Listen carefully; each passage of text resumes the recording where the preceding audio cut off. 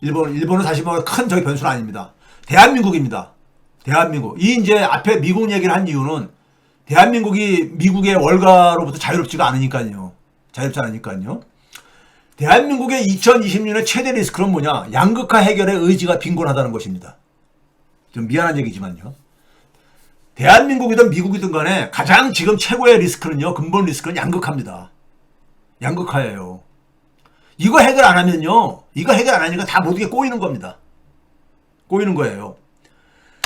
자, 대통령께서 최근에 이제 그러니까는 이 그 정부 업무 보고들 받고 이제 그러잖아요. 그 생중계하고 있고 막 그러잖아요. 그렇죠?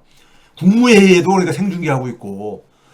지난주에 제 귀에 들어온 것 중에 하나가 뭐냐면 12월 16일 날 54회 국무회의에서 이제 그런 얘기를 했어요. 우리 사회에서 여러 가지 문제들이 있지만 그중 제일 큰 근본적인 문제가 양극화일 거다.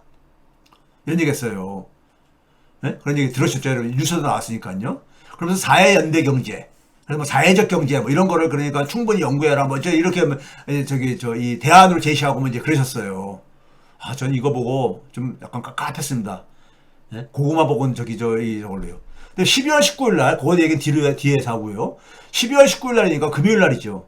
외교부 통일부 대상으로 이제 업무 보고를 받는 자리에서 이런 표현을 했어요. 남북이 과거에는 원수인 척을 했는데 요즘은 진짜 원수가 돼가는 것 같다. 네? 진짜 원수가 돼가는 것 같다 이거예요. 북한이 그러니까 세상에서 제일 싫어하는 게 과거에는 미 제국주의가 있었는데 이제는 남한을 더 가는 것 같아. 제가 봐도요. 그러니까요. 네? 그러니까 1950년대 전쟁 이후에 남북이 군사분계선에서 대치를 이어왔지만 지금처럼 삼중철책을 치고 그러니까 아예 쟤네들하고는 완전히 단절하겠다고 해서 이걸 그러니까 삼중철책을 치고 그다음에 다리도 끊어버리고 이러고 있다 이거예요. 북한에서요. 그러니까 이게 강대강 정책이 이게 계속 지속되고 있는데 이 정도로 서로가 증오를 하면서 이거 지금 살고 있다 이거예요. 지금요. 그래서 이거를 그러니까 완화시키도록 좀 최선을 다해야 된다 그러는데 양극화하고 남북 관계는요. 두 개가 아닙니다. 하나예요. 하나라는 점을 알면 해결됩니다. 자, 이게 왜 그러냐면요. 자, 이재명 대통령께서 뭐라고 했냐면요. 남북이 진짜 원수된 느낌이다. 이런 얘기 앞에서도 얘기했잖아요. 이거의 근본 원인은요. 저는요. 민주정권의 무능입니다. 여러분들 들으면은, 교수님, 이제 이쪽만 그래. 저는 저쪽 수구 세력은 언급할 가치가 없다고 봐요. 문제는 민주정권 더 잘해야 되는 거야. 적어도 수구 세력들한테 정권을 안 뺏기도록은 해야 될 게 아닙니까? 그 정도로 유능을 해야 되잖아요. 네? 장기 집권할 수 있도록. 자, 첫 번째, 양극화 문제에서요. 양극화 문제는 뭡니까? 양극화라는 게 뭐예요? 소득이 양쪽으로 쏠렸다는 얘기 아닙니까? 예? 중간이 없고 중산층이 몰락을 하는 거야. 몰락을 하는 거죠. 그러니까 서민이라고 한다면 중산층과 저소득층인데 기계적으로 우리가 이렇게 한다면은 중산층도 그러니까 지금 생계의 압박을 받고 있는 거 아닙니까? 저소득층은 생존의 위기에 직면해 있는 거고요. 예? 위에 있는 상류층은 이게 문제가 아니죠. 서민의 경제력이 너무 지금 취약해지고 있는 게 지금 양극화의 핵심인 거잖아요. 그럼 해법은 뭐예요? 해법은 뭐냐면 서민의 경제력 강화 해법이죠. 안 그랬습니까? 서민의 경제력 강화 해법 아니냐고요. 자, 그 다음에 두 번째. 남북이 그러니까는 완전히 진짜 원수가 된 것 같다. 과거에 김대중 정부 때, 노무현 정부 때는 이렇지 않았잖아요. 솔직히 말해서요. 진짜 원수라면은 만나지 않죠. 근데 2000년 6월 달에 김대중 대통령하고 김정일 위원장이 만났잖아요. 남북 정상회담을 우리가 감격적인 했잖아요. 2000년 6월 2일부터 지금 시간이 얼마 흘렀습니까? 25년 넘게 흘렀어요. 그렇잖아요. 25년 넘게 흘렀잖아요. 4반세기입니다. 4반세기가 지났는데 오히려 그때보다 더 나빠졌다는 거 아닙니까? 쉽게 얘기해서요. 분단은 오히려 더 고착화된 거 아닙니까? 삼중철책이 돼버렸으니까. 이제 물리적으로도 완전히 교류도 다 끊어버리겠다는 거 아닙니까? 그러니까 쟤네들하고는 아예 그러니까는 완전히 남남으로 살겠다는 거 아닙니까? 그냥 이거잖아요 지금요. 과거에는 왔다 갔다도 했잖아요. 예? 금강산도 가고 개성도 왔다 갔다 하고 그랬잖아요. 그렇다면 여기서 우리가 냉정하게 짚고 넘어갈 건 뭐냐면요. 민주정권의 한반도 평화 구축과 대북 정책은 사실상 실패한 겁니다. 실패했다고 진단을 해야 되는 거야. 25년 지났는데 오히려 더 그러니까는 더 원수 관계가 돼버렸으니까 교류까지는 하다가 원수가 돼가지고 완전히 관계가 완전히 끝났어. 이거 실패한 거죠. 아, 네오콘 방에 이런 거를 남한테 타서 돌리는 거예요. 너무 남한테 돌리는 거야. 언제는 뭐 우리한테 유리한 때가 있어서 우리가 통일을 했을 때는 우리가 뭐 유리한 게 있어서 했습니까? 예? 삼국시대 때 통일은 뭐 그러니까는 저기 주변에 중국이 그러니까 뭐 지원을 해줘가지고 통일을 한 거냐고요. 예? 그런 거 아니잖아요. 주변 국가들은 항상 방해해요. 방해합니다. 예? 이거 실패라는 걸 인정을 해야 돼. 왜 실패했느냐? 수구 세력들이 그러니까는 방해해서 그렇다 이거예요. 수구 세력들이 아주 그냥 북한 죽이기로 이렇게 나가고 그러니까는. 그 왜 수구 세력이 한 거예요? 정권을 뺏겼으니까는. 아, 수구 세력은 그런 존재인지 몰라요? 분단 고착화 세력이잖아. 분단으로 인해서 가장 이득을 보는 세력이 수구 세력들이잖아요. 그들이 그런 세력인지 몰라요? 우리 옛날부터 그거 몰랐냐고요. 알잖아. 그러면 우리가 한반도 문제를 그러니까 계속해서 개선을 하려면은 남북관계를 개선하려면 어떻게 됩니까? 장기 집권 할 수밖에 없어. 하는 수밖에. 그래야지 김대중 정권 때보다 노무현 정권 때보다 문재인 정권 때 이재명 정권 때 계속해서 조금 한 걸음씩 앞으로 나갈 게 아닙니까? 대한민국의 수구 세력은 독일의 소위 말해서 이 기민당이라든가 얘네들하고 틀리잖아요. 기본적으로. 틀리잖아요. 거기에 3인당하고 기민당하고 서로가 이렇게 경쟁관계에 있지만 거기 기민당하고 틀리잖아. 그걸 다 아는 얘기잖아요. 대한민국의 수구 세력은 분단 고착화 세력이라고 우리가 분단으로 인해서 가장 이득을 보고 저 김일성, 김정일은 저 집단들을 기본적으로 그러니까 완전히 저기 지구상에서 멸종시켜야 될 존재라고 생각하는 사람들이 거잖아요. 그렇잖아요? 그러면 결국은 민주정권에서 그러니까 남북관계를 개선하고 한반도 평화를 구축하려면은 한 걸음씩 한 걸음씩 진전시키려면 할 수 있는 건 뭐예요? 수구 세력한테 정권 뺏기지 말아야 되는 거야. 그 방법밖에 현실적으로 뭐가 있어요? 아니, 노무현 정권 때 진전한 거를 이명박 정권 때 완전히 뒤집어 엎고 박근혜도 뒤집어 엎어가지고 완전히 관계가 끊어져 버리고 개성공단 파괴 저거 돼버리고 문재인 때 조금 다시 연 거를 다시 또 윤석열 때 다시 그하고 그러면서 원수 관계가 돼버렸어. 진짜 원수가. 그러면 결국 장기 집권 실패가 원인이에요. 장기 집권 실패가 원인이라고. 장기 집권이 필요한 거고요.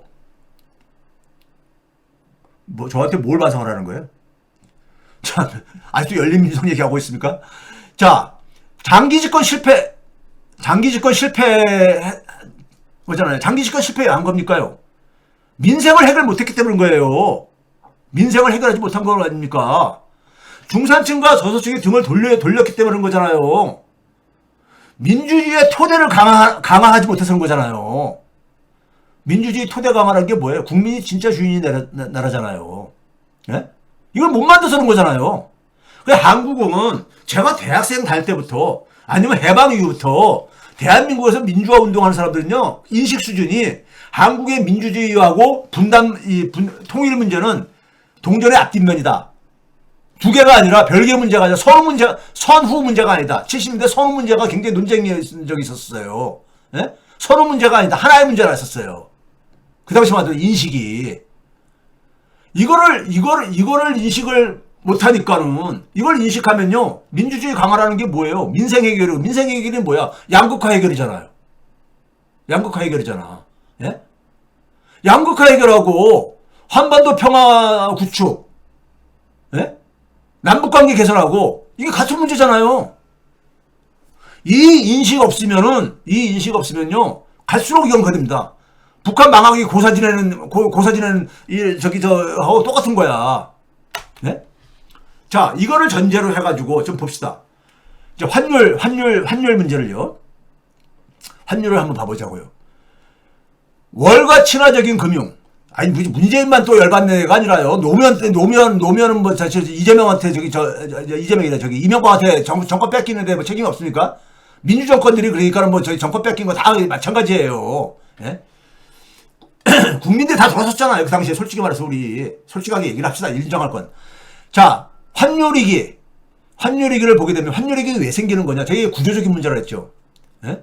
왜 그런 겁니까? 제가 옛날부터 얘기했죠. 김대중 정부 때 외환위기 터지면서 대한민국의 공공금융은 사라져버립니다. 사라져버려. 그래서 제가 그랬잖아요. 외환위기 거치면서, 외환위기 전에, 김영삼 정부 때부터 대한민국에는 뭐냐면 두 개의 그러니까 시어머니가 생긴다. 하나는 소위 말해서 김영삼 정부 전까지는 군사정권이었잖아요. 정부 주도 개발했었잖아. 예? 정부가 그러니까 정치 권력이 경제까지 다 장악해가지고 관치경제다 뭐 이런 얘기 했었잖아요. 예? 그런데 김영삼 정부 때부터 예? 정부 주도 개발을 악으로 취급하면서 시장에다 다 권력을 넘겨주면서 재벌이 제일 강자로 들었습니다. 그러다가 김영삼 정부 때 자본시장을 완전히 개방하죠. 무책임하게. 예? 그 자본시장의 맹주는 누구예요? 자본시장은 이미 뭐 금융시장은 글로벌화가 됐을 때였었어요. 글로벌화. 월가가 맹주죠. 뭐 월가가. 예? 월가가. 그게 이제 외환위기를 계기로 해가지고 대한민국의 공공금융은 완전히 무장해제가 돼버립니다. 무장해제가 돼서요. 그래서 월가 친화적인 월가의 자본들이 원하는 방식으로 금융 시스템을 완전히 개편되어 버립니다. 예? 그 공공금융은 뭘 얘기하냐면 화폐 주권. 나아가서 뭐냐면은 요새 대통령께서 자주 얘기하는 게 있죠. 자주 얘기하는 게 뭐예요? 금융이 너무 힘없는 사람들에 대해서 너무 약탈적이다 이런 얘기를 하잖아요. 예? 힘없는 사람들한테 그 이유가 된 게 공공금융이 사라져버렸기 때문에 그런 거예요. 사라졌거든. 재정만 여러분들 공공성이 있는 게 아니야. 제가 뭐랬습니까? 화폐. 한국은행에서 발행하는 화폐는 누가 그 가치를 보증한 거예요?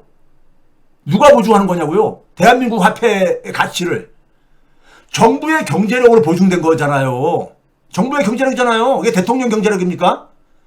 대통령의 재산 능력이냐고요? 아니잖아요. 정부의 경제력은 뭐예요? 기반이. 조세권입니다. 조세권. 조세는 모든 국민이 다 내고 있는 거잖아요.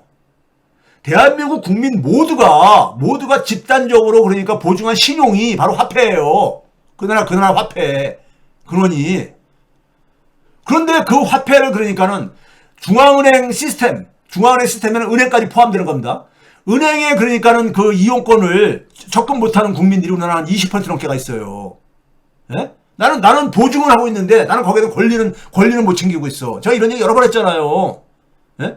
공공금융이 없어지면서 이 나타난 결과가 지금 환율위기입니다. 환율위기야. 12월 19일 날 금융위원회 업무보고에서 예?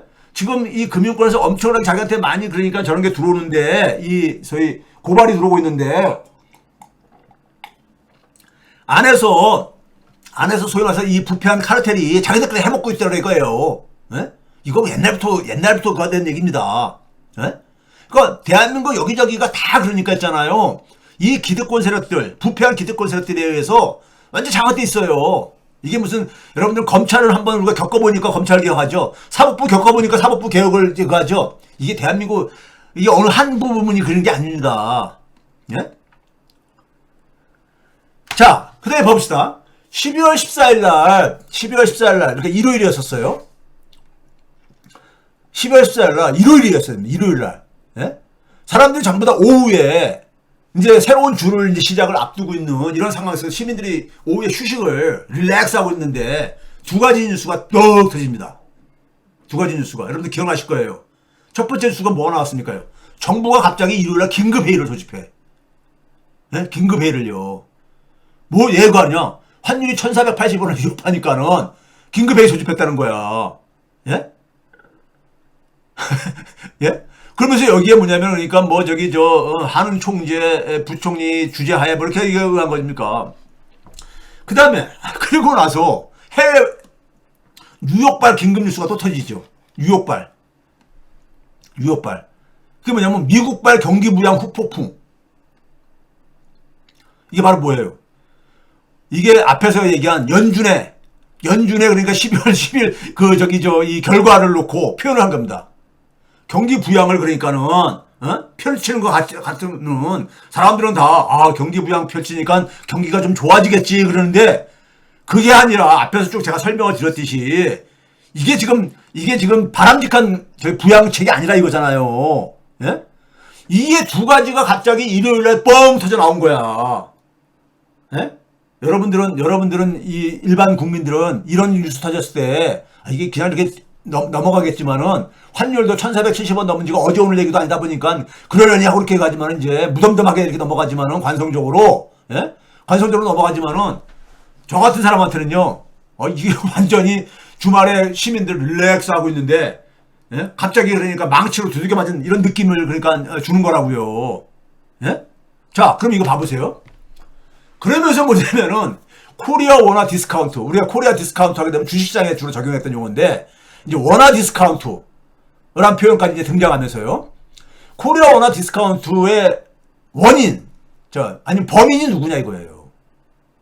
여기에서 이창용 한은 총재가 아주 위험한 말을 했어.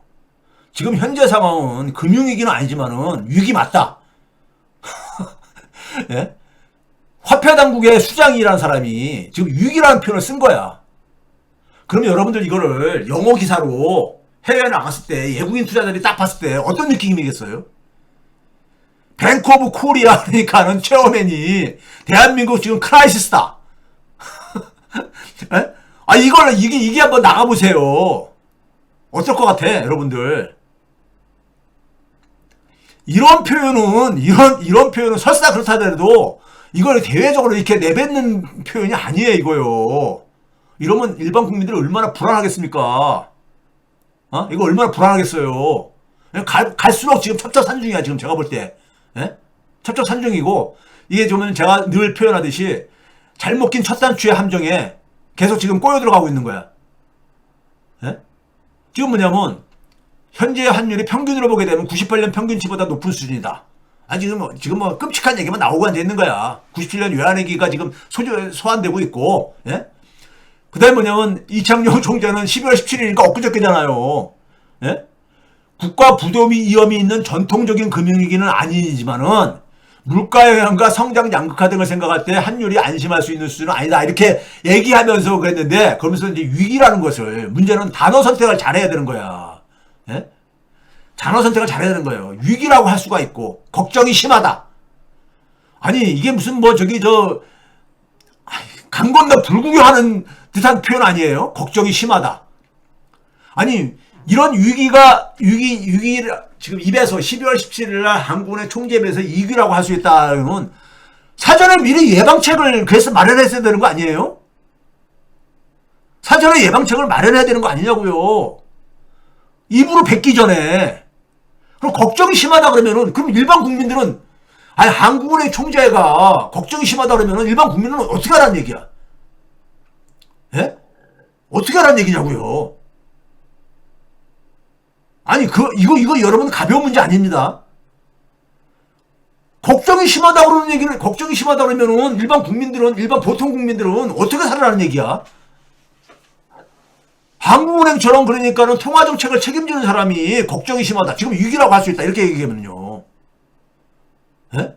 그럼 위기가 이렇게 12월 중순께 이게 환율이 1470원 넘은 게, 이게 그러니까 일시적으로 하고선 금세 내려올 줄 알았나 보지? 그러면? 그러면 이건 능력 문제인 거잖아요. 능력 문제인 거잖아.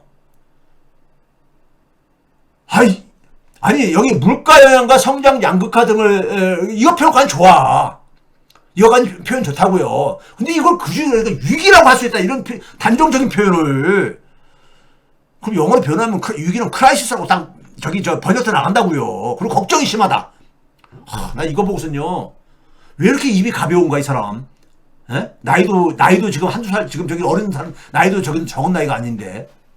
그리고 한은도 그러니까 기재부와 더불어가지고, 한은 중앙은행의 독립성을 그렇게 얘기하면서, 예? 위기 이후에, 소위 말해서 금융 안정에 대해서도, 한은이 그걸 가져갔잖아요. 우리나라 금융위기 전에는요, 감독기구들, 금융위원회에서 갖고 있었어요. 금융 안정 저거는. 근데 그거를 그러니까 한국은행도 달라고 해가지고 가져간 거라고. 여러분 한국은행 저기 저 법에 보게 되면은 1조 2항에 보게 되면 금융 안정을 저거 한다고 돼 있잖아요. 물가 안정만 더불어서 물가 안정과 더불어 가지고 금융 안정도 예? 아니 환율이 이렇게 되는 거 이거는 금융 안정하고 관계가 없는 겁니까? 한국은행은 책임 없는 거냐고요. 이렇게 지금 고환율 계속되는 거에 대해서. 아니 이거 그냥 안 믿어 할 얘기가 아닙니다. 이거. 예? 아니 지금 제가 얘기하는 거예요. 제가 앞에서 모두에서 그런 얘기 했잖아요. 바다에서 쥐지 났어. 해일이 지금 몰려오고 있는데 우리 시야에 들어왔어. 지금 해일 몰려오고 있으니까 빨리 피해. 이런 거 얘기하고 안 되는 거잖아. 정말 나 이거 보고선요. 야 우리나라 국민들 진짜 불쌍하다. 진짜 불쌍하다. 우리나라 서민들은 진짜 예나 지금이나 자, 이거 봐보세요. 12월 18일 날, 엊그제잖아요. 목요일 날. 구인철 기재부 장관도 이런 얘기 했어. 외환시장 변동성 확대가 우려되는 상황이다. 여러분들 기재부 장관, 여기 정부조직법 보게 되면요. 제가 정부조직법을 다시 더 소환했습니다. 옛날에 이거 제가 화폐주권과 관련해서 얘기하면서 본 건데, 제30조가, 정부조직법 제30조가 기획재정부를 기술하고 있어요. 기획재정부의 업무가 뭐냐면 화폐와 외환에 관한 사무를 관장하게 돼 있어요. 예? 화폐와 외환은 화폐는 뭡니까요? 그 나라 그러니까 여기서 그러니까 우리가 사용하는 일반적인 화폐를 얘기하는 거 외환은 화폐의 대외적인 표현이잖아요. 대외적인 표현이잖아. 예? 환율을 네 개로 해가지고요. 화폐 주권에 관한 사무를 관장하도록 돼 있다고 책임지게 돼 있다고요. 그래서 여러분들 한국은행 법을 보게 되면요. 한국은행 법 시작하기 전에 맨 오른쪽 꼭대기에 보게 되면요. 거기에 보게 되면 기재부 경제정책과가 관리를 받게 돼 있어. 한국은행이요. 왜 그러냐? 화폐 업무에 대한 것이 기획재정부 소관이기 때문에. 왜 그렇습니까요? 대한민국이라는 나라는 주권국가고요. 주권에는 그러니까는 군사주권, 국방주권 이런 것뿐만 아니라 화폐주권도 있는 거잖아요. 예? 화폐주권에 대해서 그걸 누가 책임지는 겁니까? 나라 살림을 맡고 있는 기획재정부가 보는 거야. 그래서 그렇게 규정하고 있는 거예요. 그런데 그 기획재정부의 장이라는 사람이 외환시장 변동성 확대가 우려되는 상황이다. 앞에 이창용 총재가 얘기하는 거 뭐가 틀린 얘기야 이게? 아니 이게 외환시장 변동성 확대가 지금 12월 달에 나타난 현상이냐고요 이게요. 참 진짜 예? 그러니까 당국이 그러니까는 여러 가지 대책을 발표했잖아. 많은 대책을 쏟아냈잖아요. 근데 속수무책이잖아 그냥요. 예? 아무것도 안 듣고 있잖아요. 그렇죠? 자 이거 봐보세요. 우리나라 원달러 추이가 이게 25년 4월 1일 그러니까 윤석열 파면 바로 직전 그때 1450원이었습니다. 예? 그리고 이제 윤석열 파면되는 거 되면서 정치적인 안정이 정치적으로 리스크가 없어지면서 한 100원 정도가 떨어졌었어요. 6월 말까지 2달 동안에 쭉 내려왔잖아요. 내려오다가 7월 달부터 이제 이게 올라가기 시작해요. 올라가기 시작하다가 11월 13일을 넘어서면서 1470원대에 완전히 이제 안착을 해버립니다. 1470원대에 한 달이 넘었어요. 지금 안착된 지. 그런데 지금 하는 소리가 변동성 확대가 우려되는 상황이다. 기재부 장관이 12월 18일 날 엊그저께 이런 얘기를 하고 앉아있고 그 다음에 한국은행 총재라는 사람은 지금 위기라고 할 수 있고 걱정이 심하다. 이런 얘기를 12월 17일 18일 날 양 지금 당국자들과 책임자가 둘이 세트로 지금 이런 얘기 하고 앉았다고요. 이런 얘기를 하고 앉았다고. 예? 그 한 달 전부터 지금 1470원대가 계속 하고 앉아있고 이미 7월 달부터 계속해서 올라가고 있었는데 예? 자 이거 봐보세요. 윤석열의 그러니까 파국 작년에 그러니까 윤석열이 가을 때부터 완전히 파국으로 진입해버립니다. 제가 뉴스군에 나와서 많이 얘기했잖아요. 파국. 예? 근데 그때도 뭐냐면 1450원대에서 이게 이렇게 움직였었어요. 1450원대에서. 근데 지금은 1470원대로 지금 올라가 버린 거잖아요. 쉽게 얘기해서요. 이건 금리 인상 가지고 해결할 문제 아닙니다. 여러분들 통화량 이건 문제 아니야. 그것도 일부 있지만요. 제가 지난번 방송 중에서 따가지고 환율의 일본화를 제가 이렇게 썸네일로 달아서 이렇게 올린 게 있잖아요. 이거 봐보세요. 이게 올해 7월 1일부터 올해 그러니까 환율이 그러니까 이재명 정부가 본격적으로 시작하는 7월 1일부터 예? 환율 추이입니다. 원달러가 파란색이고요. 그 다음에 엔화, 그 다음에 싱가포르 달러. 맨 밑에 그린 색깔이에요. 싱가포르 달러 봐보세요. 거의 변동이 없잖아요. 안정적이잖아. 근데 엔화하고 원화는 거의 같이 움직이잖아. 그래서 제가 환율의 일본화를 얘기한 거예요. 예? 우리가 엔화 비국국을 했었는데 어쩌다가 이렇게까지 돼버렸습니까? 예? 어쩌다가 이렇게 돼버렸냐고. 예? 환율의 일본화, 제가 화폐 유통 속도도 일본화되고 다 많은 게 일본화되고 있는데 환율조차도 이제니까는 예? 이렇게 돼가고 있어. 지금 이 상황을 진단을 못 해가지고 지금 최근에서야 우려된다, 위기다, 뭐 이런 얘기를 하고 앉아 있는 겁니까? 책임자 당국자들이? 참 진짜 걱정됩니다. 걱정돼서 제가 이렇게 지금 흥분하고 있는 거예요. 이게 왜 이렇게 된 겁니까? 왜 이렇게 된 거냐고요? 우리 그동안에 뭐랬습니까? 외환보유액 충분하다 이런 얘기를 계속해서 설레발차고 그랬잖아요. 한국은행 포함해서 당국자들이 외환보유액 충분하다 맨날 이런 얘기 했었잖아. 예? 이런 얘기 했잖아요. 그 양치기 소년인 거로 결과적으로 돼버린 거지. 이거 왜 이렇게 된 건지 아세요? 제가 이거 그동안 계속 얘기했던 거예요. 화폐 주권 관련해서. 똑같은 얘기 반복하기 싫어서 제가 했잖아요. 이 얘기를 제가 안 하려다가 워낙 지금 환율에 대해서 많은 국민이 걱정을 하다 보니까 지금 다시 가는 겁니다. 내년이 지금 위험하고 그래가지고요. 아니 한국은행 총재가 지금 6이라고 얘기하는 상황인데 네? 이게 뭐냐면요. 환율 그동안에 다 안정돼. 이거 좀 있으면 다 안정된다고 그랬잖아요. 이게 왜 그러냐면요. 우리나라 전문가들이라는 게 미국인보다 더 미국적으로 사고한다니까요. 왜 그런 데 썼어요? 외환위기 전으로 우리나라는 월가가 원하는 방식으로 다 시스템을 개편했다니까는. 월가가 원하는 대로 다 개편한 결과예요, 이게요. 그게 지금 이게 후유증을 지금 겪는 거야. 이 후유증 겪었었죠. 글로벌 금융위기 때. 자, 지금부터 봐보세요. 자, 이게 최근에 정부에서 내놓은 대책들이야. 예? 스와프 운용, 통화 스와프를 그러니까 국민연금하고 이렇게 통화 스와프 운용을 하잖아요. 아니, 그거 운용한다고 해서 총액이 증가합니까? 달러 보유액이 총액이 증가하냐고요. 관계 없는 거잖아. 그 다음에 최근에는 이제 기업들을 중심으로 해서 민간 수요 통제, 예? 서학개미들한테 가다 보니까는 안 되겠으니까는 서학개미들은 그러잖아요. 예? 9월달이 더 많았었다. 11월달보다. 예? 미국 투자가. 사실 환율 올라가면서 지금 미국 투자는 재미가 없어져 버렸잖아요. 예? 근데 11월달부터 지금 1470원대로 올라가 버린 거고. 예? 그러니까 이런 얘기 하니까는 일반 개인들이 열받게만 하지. 예? 거기다 문제는 뭐냐면, 올해는 작동하지 않는데 내년에 효과가 본다는 그것도 뭐 어디서 나온 겁니까? 예? 자, 이거 여기서 봐보세요. 국민연금 그 했었죠? 전략적 환해지. 전략적 환해지라는 게 말은 굉장히 하지만은, 예? 예? 기본적으로, 국민연금이 국내도 투자하고 해외도 투자하고 막 그러잖아요. 예? 예? 그러니까 이 환율 변동에 노출되지 않도록, 그러니까 이 외국에 투자한 돈을 환율이 변하더라도 이익이나 손실이 안 생기도록 똑같이 하게 하기 위해서 환율을 고정시키는 저걸 한다는 게 환해지인 겁니다. 환해지라는 게 피한다는 얘기잖아요. 위험을요. 예? 이거를 그러니까는 내년까지 연장한다. 기간 연장한 거예요. 한시적으로. 예?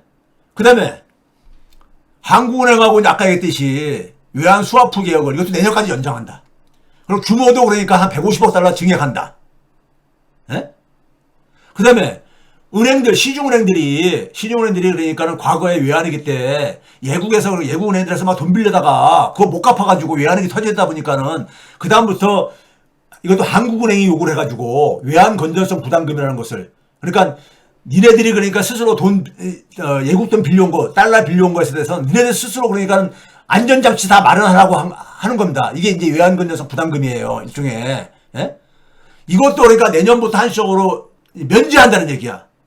그럼 은행들은 그러니까 이제, 이거, 소위 말해서 달러를 충분히 확보를 안 해도 되는 거야. 달러를 달러 확보 안 하고 내놓으라 이거지. 시장에다 풀으라 이거지. 예? 그리고 그거를 한국은행에다가 예치를 하게 되면은 이자도 줄 테니까는, 내놓으라 이거야. 예? 자, 지금 있잖아요. 기업들이 뭐 해외에서 번 돈을 그러니까 안 들여오고 있다. 뭐 이런 얘기 하잖아요. 그 민간들이 지금 이렇게 지금 달러가 지금 이 상황을 이게 그러니까 일시적으로 갈 거라면은 왜 안 들어오겠어요?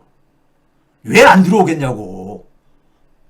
이거 지금 뭐냐면은 대한민국의 금융 카르텔들이 월가 눈치 보면서 금융 시스템을 다 망가뜨려 놓은 금융 카르텔들이 다 뭔 터지게 되면 다 국민들한테 돌리는 거야.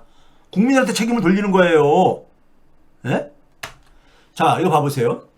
한국은행에 그 부총재 하면서 금통위원으로 들어간 사람이 김종화 씨라는 분이죠. 환율 상승의 70%는 수급 요인이다. 수요와 공급 요인이다 이거죠. 이거 교과서적인 얘기지. 지금 환율이 상승하는 이유는 달러에 그러니까 수요가 공급보다 많아서 그렇다. 이거 교과서적인 얘기죠. 그래서 해외 투자가 증가한 영향이다. 예? 그러면서 이제 서학개미 얘기했다가 서학개미가 아니니까 이제 해외 투자. 제가 해외 투자에서 그 대한민국의 대외 순투자 금융자산을 제가 보여드렸었잖아. 싱가포르도 훨씬 적다고. 예? 근데도 싱가포르는 안정돼 있다고 얘기했잖아요. 예? 그러면서 여기에 이제 그러니까 장기적으로 미국과의 물가, 성장률, 금리 차이가 영향을 미칠 수 있고, 교과서적인 이런 얘기를 읊어대고 있어. 예? 이런 얘기를 하고 있다고요. 그런데 왜 그러니까는 해외에다가 투자를 하는지, 기업들이 왜 해외 달러 벌어들인 달러를 왜 안 갖고 들어오는지, 안 갖고 들어오더라도 그거를 그러니까 막을 수 있는 장치를 마련하는 게 한국은행과 기재부가 할 일이에요. 예? 민간이 그러니까는 해외에다 투자를 하더라도 그래도 외환시장이 안정되도록 해야 되는 것이 한국은행과 기재부의 존재 이유라고요. 제발 좀. 예? 무슨 일이 터지게 되면은 민간에다가 책임 떠넘기는, 그럼 당신들 역할은 뭔데? 당신들은 왜 존재해야 되는 건데? 자, 이거 봐보세요. 먼저 통화량 얘기하니까 통화량 증가율 한번 봐보세요. 22년 6월달부터 올해 8월달까지 증가율을 보게 되면은, 예? 한국이 월등하게 높죠. 예? 인플레 하락폭도 그러다 보니까 한국이 훨씬 더 그러니까 적지요. 예? 적어요. 하여간 이건 저기에 과한 거고. 그 다음에 환율이 불안하기 시작한 이후에 7월 달부터 불안하기 시작했다 했잖아요. 그 다음부터 주요 주가지수 상승률을 봐보세요. 코스피가 제일 많이 올랐었어요. 지금 미국에다 투자했을 때 미국의 수익률이 한국의 절반 정도뿐이 안 됐었다고요. 코스피에. 예? 자, 그 다음에 수급 요인으로 교과서적인 얘기를 하고 앉았는데, 수급 요인 하면 다 맞는 얘기죠. 수요 힘이 더 세니까 달러가 강세인 거고 그런 거죠. 이건 교과서적인 얘기지. 문제는 수급에 미치는 결정 요인들을 봐야죠. 자, 먼저 달러 공급보다 달러 수요의 힘이 강했는가? 예? 수요와 공급의 관계는 상대적인 거잖아요. 수요가 강해서 그렇지만 공급이 불충분해도 생길 수가 있는 거란 말이에요. 예? 한국 달러의 수요 힘은 정말로 강한가? 예? 그랬을 때 이게 왜 우리나라가 이렇게 왜 어떤 특정 시점에 가가지고 갑자기 이렇게 악화되냐 이거야. 갑자기 악화되냐 이거야. 지금 뭐냐면 예상을 못했다는 거 아니에요. 한국은행의 기재부가 이렇게 안정되면은 환율도 안정될 거라고 봤던 거 아닙니까? 예? 그렇다는 얘기는 그들이 외면한 것들이 있을 게 아닙니까? 외면한 요인들이. 예? 구조 실패에 대해서 외면을 하면요, 우리나라는 뭐냐면 위기 시에 발톱이 이제 드러납니다. 이 구조가 바로 뭐냐, 화폐 주권 포기의 결과예요. 화폐 주권 포기하면요, 잠재적인 외환위기는 내재화되는 겁니다. 내부의 구조화되는 거야. 그리고 그 결과가 환율 폭등이고, 환율이 폭등하면요, 이창용 총재가 걱정했듯이 불평등과 양극화가 심화되어집니다. 왜 그러겠어요? 일단 물가가 오르죠? 물가가 오르면은 물가가 다 균등하게 영향 미치는 게 아니라 했죠. 예? 저소득층과 중산층한테 더 심하게 영향 미쳐요. 실질소득을 줄인다고요. 기업도 중소기업보다 중소기업이 대기업보다 훨씬 더, 그러니까 중소기업은 많은 원자재를 수입을 하잖아요. 환율에 직격선을 맞습니다. 대기업은 오히려 뭐냐면은, 대기업은 환해치도 할 수도 있고, 그 다음에 뭐냐면은 환율 상승으로 인해가지고 돈도 벌어요, 오히려요. 예? 이게 불평등, 그래서 이창용 총재가 그 얘기한 거예요. 그건 옛날부터 알려진 얘기예요, 우리가. 학교에서도. 예? 자, 이거 봐보세요. 한국의 외환보액이 충분하다 그러는데, GDP 대비로 봐야 되는 거예요. 경제 규모 대비해서. 그렇지 않아요? 우리가 싱가포르보다 외환보액 절대액은 많습니다. GDP 대비로 적은 거지. 예? 우리나라가 2009년도에요. 우리나라가 외환위기 딱 터졌을 때 10%도 안 됐었어요. GDP 대비 외환 보유액이. 예? 그러다가 외환위기 딱 맞은 거야. 맞고 나서 어떻게 했습니까? 쫙 저기 올린 거야. 김대중 노무현 정부 때 24%까지 올린 거야. 이거 더 올렸어야 되는 거야. 대체로 50% 이상으로 올려야 된다는데 24%에서 딱 멈추고서는 거의 24% 정점 찍고 나서 그러고 나서 환율이 하락하니까는 그 당시 막 돈이 엄청나게 글로벌 유동성이 풀리고 연준이 막 저기 초저금리로 가면서 글로벌 끄면서 환율이 달러 가치가 막 이제 하락하기 시작했잖아요. 그러면서 우리나라 외환 보유액도 외환위기 터지기 전에 20% 초까지 쭉 줄입니다. 줄이는데 여기 여러분들 저기 18.4 바로 전이 2007년도거든요. 2008년도에 글로벌 금융위기가 터지면서 뚝 떨어집니다. 왜 떨어져요? 위기가 닥쳐오게 되면 어떻게 됩니까요? 돈이 쫙 빠져나가거든. 네? 그 돈을 이제 막느라고 돈 낭비하면서 쭉 떨어지는 거야. 20% 밑으로 떨어졌잖아요. 그러다가 이제 정신 차리고 나서 그 당시 미국하고 통화 스와프도 하고 그러면서 저걸 쭉 올렸었어요. 27.5%까지. 이거는 계속 올렸어야 되는데 그 이후에 쫙 봐보세요. 올해 3분기까지 22.2%까지 내려왔습니다. 그러니까 이때에 비하면 한 5%포인트가 하락한 거야. 5%포인트가 하락한 거예요. 네? 자, 이거 봐보세요. 2005년도부터 딱 봐봅시다. 이게 최근에 올해 1분기, 2분기, 3분기 나눠서 이거 한 겁니다. 작년도 말에 22.17%였었어요. 그러니까 이게 20한 2, 3, 4%가 평상시에는 괜찮아요. 근데 금융시장이 불안정해지게 돼가지고 금융위기나 이런 것이 터지게 되면 20% 밑으로 뚝 떨어진다니까. 네? 갑자기요. 그게 금융시장의 특성이야. 최근에 3분기에 좀 올라갔는데, 조금 올라갔지만은, 이것도 봐보세요. 지금 보게 되면은, 25년 3분기에 21.46%. 저기 바뀌었네요. 22.57%, 21.46%가 2분기고요. 2분기는 조금 더 올라갔는데, 그래도 여전히 뭐냐면 올해 1분기보다는 떨어진 상태예요, 지금요. 네?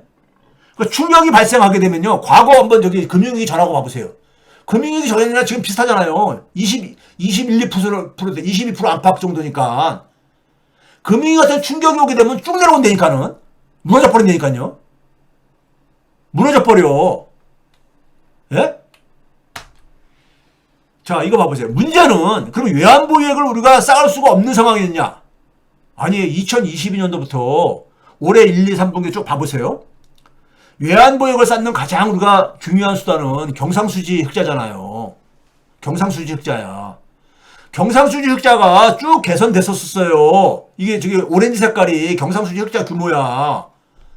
쭉 증가해 가는데 외환보유액은 파란색 막대기잖아요. 이거 오히려 쭉 미끄러져 내려가고 있잖아.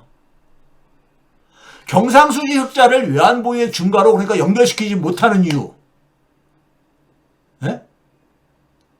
이게 우리나라 금융카르텔 인식의 결과물인 겁니다. 많이 싸울 필요 없다 이거야. 네? 그러니까는 금융시장의 투기꾼들한테 그러니까는 자주지대지. 우리나라 같은 나라가 금융시장이 외환시장이 불안정할 때 막을 수 있는 마지막 그 방파제가 뭐예요? 외환보유액이잖아. 이거 상식이잖아. 상식이잖아요. 자, 이거 봐보세요. 외환위기 터지고 난 게 우리가 98년이니까는, 예? 98년도부터 우리나라는 경상수지 흑자를 엄청 이제 쌓는 거를 국정과제처럼 추진했어요. 올해 3분기까지 경상수지와 누적 흑자액이 1조 달러가 넘습니다. 1조 2,500억 달러 정도 돼. 근데 외환보유 누적 증가액은요, 4천억 달러뿐이 안 됩니다. 그러니까 안 싸운 거야. 안 싸운 거야. 그러니까요. 싸울 돈이 없어. 안 싸운 게 아니라. 예? 안 싸운 거라고. 대만이나 싱가포르, 심지어 최근에 일본조차도 외환보유액을 이 경상수지자 가지고 계속 쌓고 앉았어요. 예? 자, 이거 봐보세요. 제가 이거 지난번에 보여드렸죠. 2016년 4월 달부터 소위 말해서 외환시장 개입하지 말라고 미국이 계속해서 가합니다. 이게 파란색 수치가 외환시장 개입 정도야. 2% 넘지 말라는 거잖아. 플러스 2% 넘지 말라는 거야. 그러니까요. 우리나라는 한 번도 어긴 적이 없어. 너무너무 착한 나라야. 미국에서 볼 때는. 정부가 외환시장 개입 안 한다는 얘기는 환율의 변동성을 시장에다 그냥 맡긴다는 얘기잖아요. 쉽게 얘기해서. 네? 시장에다 맡긴다는 얘기야. 그럼 시장이 불안정할 때, 안정적일 때는 상관없어요. 불안정할 때 뭐에 의해서 받아요? 월가가 어떤 디시전 메이킹을 하느냐, 어떻게 그러니까 의사결정을 하냐에 따라서 영향받을 수밖에 없지. 네? 자, 그런데 제가 그랬잖아.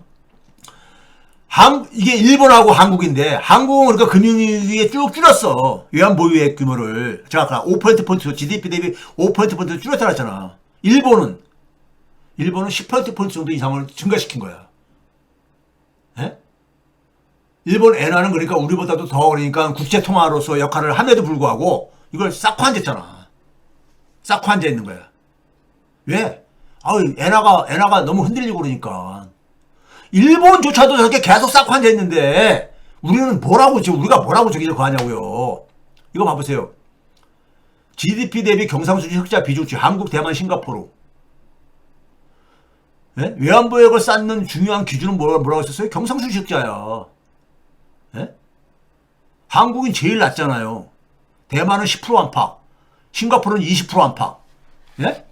이걸 하기 위해서 싱가포르는 외환시장에 한 번도 그러니까 미국이 요구하는 기준을 지킨 적이 없어. 예?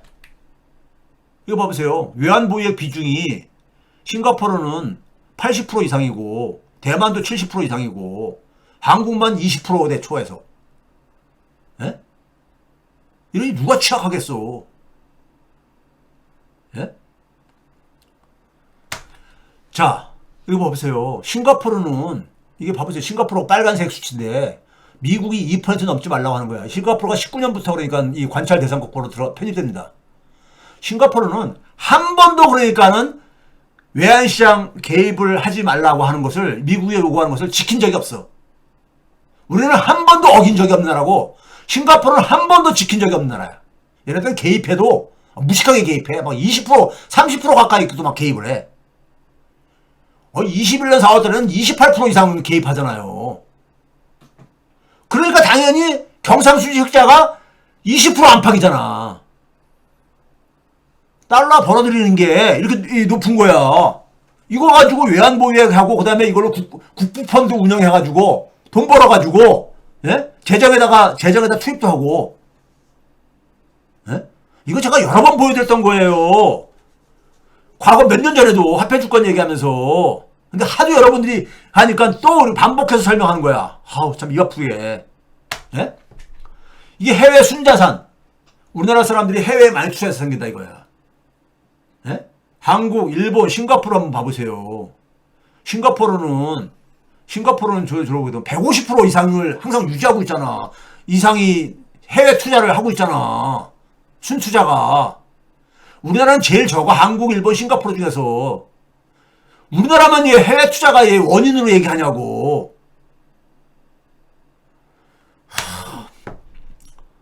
우리나라는 이것도 일본과 똑같이 쫓아가고 되는 거야. 예? 화폐 유통수도가 일본하고 거의 붙어버렸다 그랬잖아요, 제가요. 예? 환율조차도 지금 일본화 돼가고 있는 거야, 지금요. 일본이 왜 23년부터 외환시장에 적극 개입을 시작했냐, 이거야. 예? 왜 그런 겁니까? 일본에도 뭐냐면은 외국인의 국고채 보유 비중이 증가하니까. 지금 문제입니까? 외국인이 그러니까는 일본 국채를 사고 파는 거에 따라서 이게 흔들리니까는, 예? 일본의 엔화 가치가 흔들흔들 거리니까는 얘네도 방어막을 쌓는 거야. 방어막을 쌓는 거예요. 예? 이게 화폐 주권이야. 일본의 외환 규모, 보유 규모 추이 봐보세요. 최근에 쫙 쌓고 있잖아. 예? 일본조차도. 예? 하...